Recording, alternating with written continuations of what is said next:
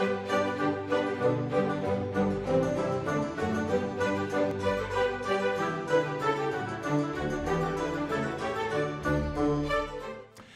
and welcome to Symphony Notes, the video news series from the Annapolis Symphony Orchestra. Symphony Notes was created to give you a peek behind the curtain at the Annapolis Symphony Orchestra. My name is Patrick Nugent. Today's guest is Dr. Rachel Franklin, who is a concert pianist and a popular lecturer on musical topics. Although I hate to use the word lecturer, it's so much more than that, and nobody likes to be lectured. But Rachel is our guest today, and she does fascinating things for the Annapolis Symphony, and that's what we want to share to you. The Symphony has become well known for many educational programs for children, but we're here today to talk about programs that immerse adults into the treasures of great music. Rachel is the host and guide for these programs. So, Rachel, welcome. Thank you for joining us. Thanks. One of your two signature programs for us is the Symphony Study series. But before talking about this season's special topics, tell us just a little bit about yourself and about Symphony Study in general. Thanks, I will. So I came to Symphony Study through a really driving feeling that people, they deserve to know why they've bought a ticket. As you know, I'm a classical jazz concert pianist, and I kind of started my performing life walking on stage, playing my stuff, and walking off and hoping people clapped a lot. And it just became very dry, and I felt I needed to speak to an audience. I needed to include them in my journey as much as I could. I needed to let them know that this music is not an exclusionary art. It is an art where the composers reach out to us through the centuries, and they try and tell us about their experiences and their internal lives and their emotional and spiritual messages. And I don't want to keep it to myself. So I spoke from the stage, and then I started to get involved in things like elder hostel lectures, and then I got involved with the Annapolis Symphony Orchestra and their pre-concert lectures. And then from there, we evolved into Symphony Study, which are longer and more in-depth. I call them lectures. They're presentations. I play the piano, we discuss. Again, it's an inclusion of myself and audiences to try and explore these composers together. So is this adult education? I don't like that term. No. It's adult in that there are adults in the room, but that's as far as it goes. Everybody who loves music deserves to know why. There are people who've been buying tickets all their lives and love the experience, but are so much more enriched if they know about what they're listening to. That's one of the great joys, not just of the pre-concert lectures, but of the Symphony Study. And I have never done a pre-concert lecture without many people coming up to me and saying how happy they were to know so much more about the music, how delighted they were to hear the themes as I played them, what a thrill and how amusing it was to hear some of the gossip and the anecdotes. And then they come up to me after the concert and they say kind of the same thing. They say that it enriched their experience. So I feel incredibly, privileged to be able to do this. It's a very special thing for me.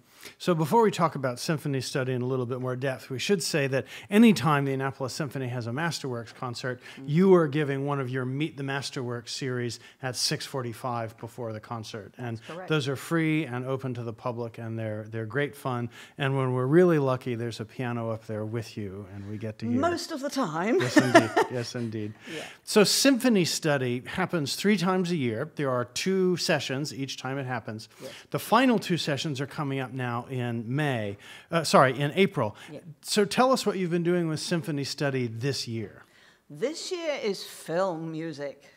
So in previous years, I've done anything from symphonies to music and art to the big bios of the big composers. But this year, following Maestro Novo's lead, he has showcased concert music that is used in film. So that's what the subject of my 6 lectures are and the subject of the last 2. Now, I have been doing film music on and off for the Annapolis Symphony really since about 2014, when someone said, we love all these symphonies, but how about film music? And I said, film music? And I went down this rabbit hole, and I was so fascinated by the use of film music in film, by the scores and how they kind of manipulate your experience without you noticing. So this particular season we're doing now is, as I said, the use of classical concert music in film, of which there is almost a limitless amount. Most classical composers had no idea they would be going into a really busy side gig scoring movies like Beethoven and Mozart. Very good. So the title this season for Symphony Study is Magnificent Movie Music. Yeah. What are you talking about in the final 2 sessions? Yeah. Well, one of the composers I'm going to be talking about and how he was influenced by concert music is John Williams. So we're going to get to John Williams and Star Wars and all of those great films. And you might say, well, he was actually a film composer. He's not a so-called classical composer. But of course, first of all, his music is heard in concert halls all over the world now. And secondly, as I know that he would freely admit, there is so much classical music embedded in his music, from Beethoven through to Wagner and beyond. And it's a lot of fun to explore what are the influences on John Williams. So we're going to discuss that and many other composers. And it seems to me that Williams and other great film composers stand very much in the romantic tradition of classical music, Yes. a tradition which it is very difficult to practice in academic departments of composition. And so composers who are romantic composers find their outlet in film. Is that more or less accurate, or how would you approach that? I think there is a strong element of that if you look at modern film composers. If they just love a good tune, then film music is a fantastic medium. I would say, though, that film music, and particularly recently, I've been hearing some wonderful scores. I think that they are able to use many different influences to create accessible art music inside film. And it still remains a really fine medium for a composer, as you say, who's looking for maybe a more flexible outlet for personal expression. Sure. So if someone has not attended the first 4 sessions of Symphony Study, can they still enjoy the last 2, do you think? Yeah. Okay. Well, if you like John Williams, please come. I'll be also talking about the use of opera in film. Yes. So films like Moonlight and Raging Bull use a lot of opera, and it's not by accident. Frequently, films that use opera, the director has chosen those operas because they literally have a plot link to the film, and sometimes it's more secret and sometimes it's really obvious. So we can have a lot of fun with that. I really enjoy that. I like looking at films that use, how can I say, rewritten versions of Carl Orff's Carmina Burana. That great work by Carl Orff has been kind of repurposed in so many ways in film, and it's really quite fun. Some people use it directly, and some people sort of rewrite it, which is a dubious practice. We also discuss, how do we like this? How do we feel about our favorite symphonies and works of art being used in film? We can't stop it. So how do we compartmentalize and enjoy both? It's a deep discussion, and it's a really fun discussion. Well, thank you, Rachel. It sounds marvelous and interesting.